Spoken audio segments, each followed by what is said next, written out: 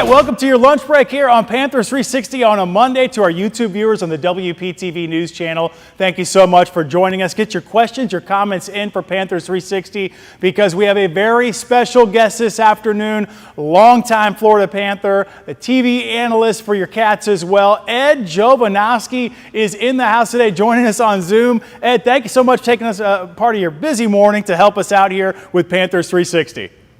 No problem. Happy to be with you guys. What a weekend. I mean, that Columbus game was some kind of game. One at least will look at this season and say, maybe that's what got the juices flowing. I mean, I know Coach Paul Maurice doesn't like the word momentum, but when you couple that with the Islanders win, is that something that the boys can really kind of latch onto and say, like, this is how we could play for a couple more games? Yeah, absolutely. Huge 4 points, especially heading out on the road here for a very tough trip. But you look at that Columbus game, just the way the guys were down, you know, on a couple of different occasions, 4-1 and 6-4. And at some point during that game, I would have been like happy with grabbing 1 point, but to battle through and win it late with three and a half seconds or so left by Bennett's overtime goal was huge. And then follow that up, you know, on the back-to-back here, the Islanders, a little bit more of a different game. They really, I thought, played Panther hockey, really smothering, really kept the Islanders to the outside, really didn't give much. But yeah, it was a nice win before they head on the road here, that's for sure. You know, and they're waking up today. I mean, 4 points from the playoff line. I mean, You played for a long time in this league. And a lot of scrutinies on every game, you know, we're the back-to-back Cup champions. But as a player, do you really even glance at the standings like that? Are you hanging on and saying, okay, we're 4 points out now, it's before Christmas, or is that for well more along in the season?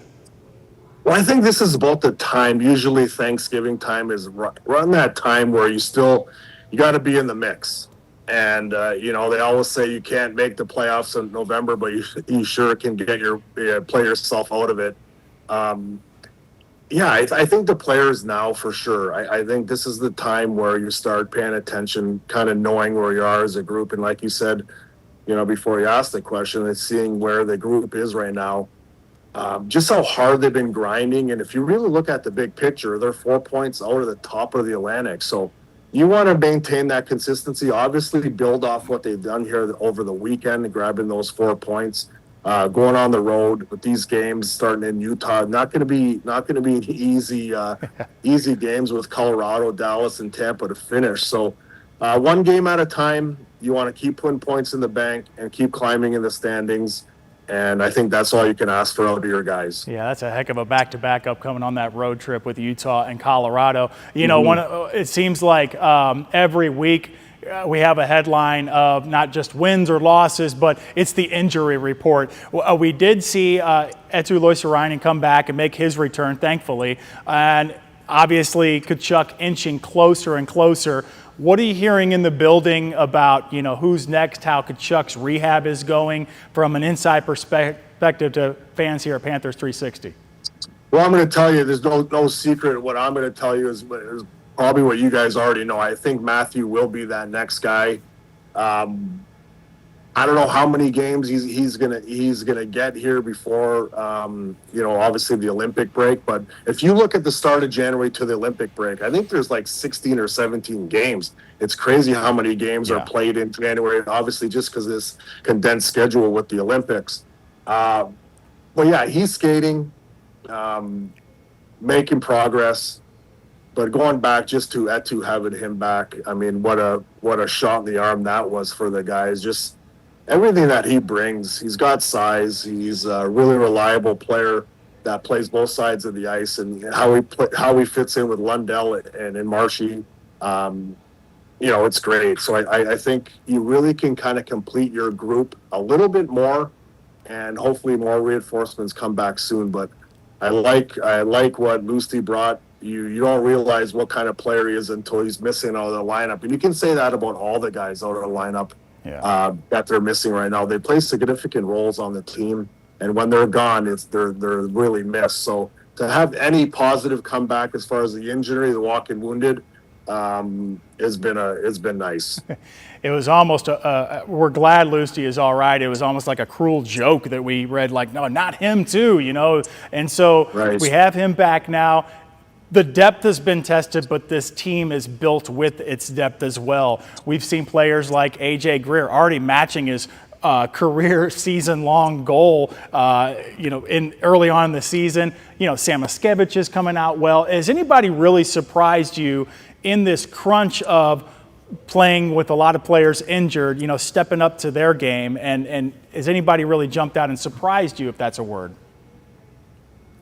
Well, you said AJ Greer. Obviously, playing up in the lineup, he's going to have more touches. You're going to see a little bit more ice, so you're going to see what he can do offensively. And obviously, the production has been there.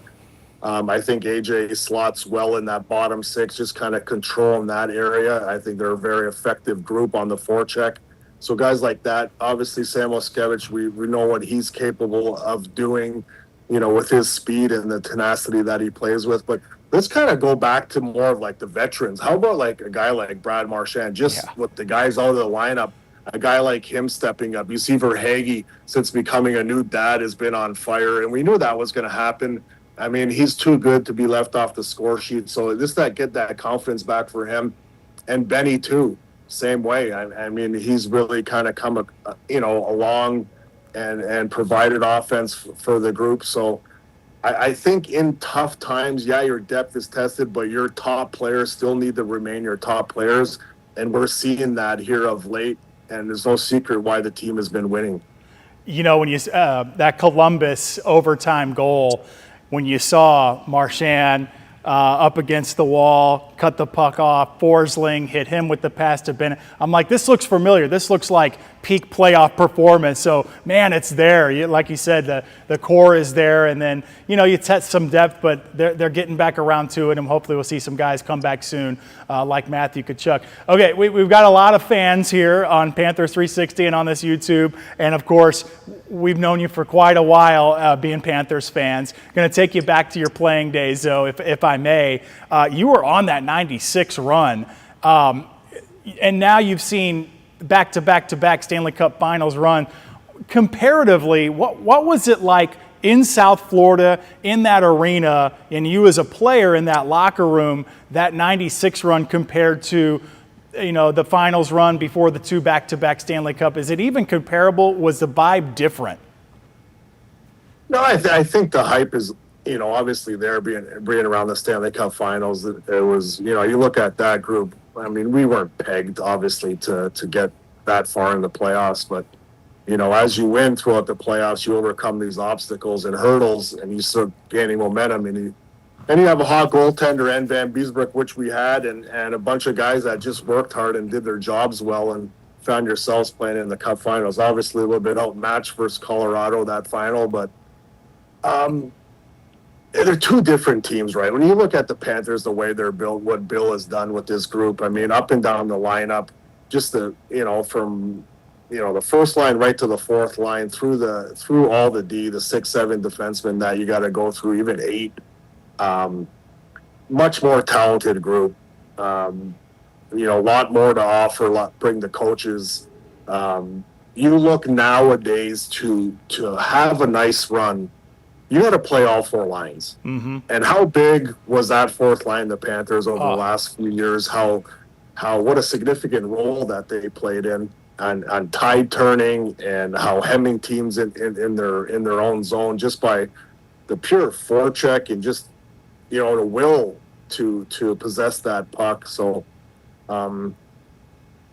but listen, at the end of the day, you still have an opportunity to play for a Stanley Cup, and we obviously came up short, but to be able to live that through the guys right now and covering the team was pretty special, man. I got to ask you, I mean, being here, being around the team, how much does that mean to you? This is the organization that drafted you first overall, and to be here in this just special time frame for the whole franchise, what does that mean to you? Well, it means a lot, because you look at the organization's kind of, when the team came in 93, you look at, a pretty good first year, then we kind of move into, and we have a nice run and go into the finals. and then things kind of dismantled for a long time. So it was kind of really trying times for the organization, and you see how the management, ownership, everything's kind of put into place, and now you build your team. You draft guys like Barkov, Ekblad, these guys, and you build them, and you develop them, and now you give them reinforcements, and you add pieces because you need to reward them because they're making strides in the right direction. You bring in some more veteran players, and ultimately what you have is some long playoff runs. So to see how that progress has happened through this team is very rewarding, in the fact to not only us but just the fans of the team, South Florida, just kind of staying patient and really kind of supporting the team, and now what this team has done the last few years, and just giving the fans hockey in late June. It's been unbelievable, but it's so gratifying to see, the Stanley Cup, the last couple of years, just how hard the guys have worked, and not only to win it once, but to do it back to back is amazing, especially with the landscape of the league today, guys moving, around. And I think the organization has done a good job, prior to this, trying to keep guys in the fold, but you're going to lose some players. It is what it is. But now you have a lot of guys that were up, and Bill Zito found a way, to keep everyone, and the willingness from the players as well. Like Z always states, the players wanted to stay as well. So hopefully we get everyone healthy. We get across where we need to be, and hey, try to do this again, run it back. Oh, I would love to have that parade right there next to the beach. A couple more questions and we'll get you out of here, Jovo. You grew up in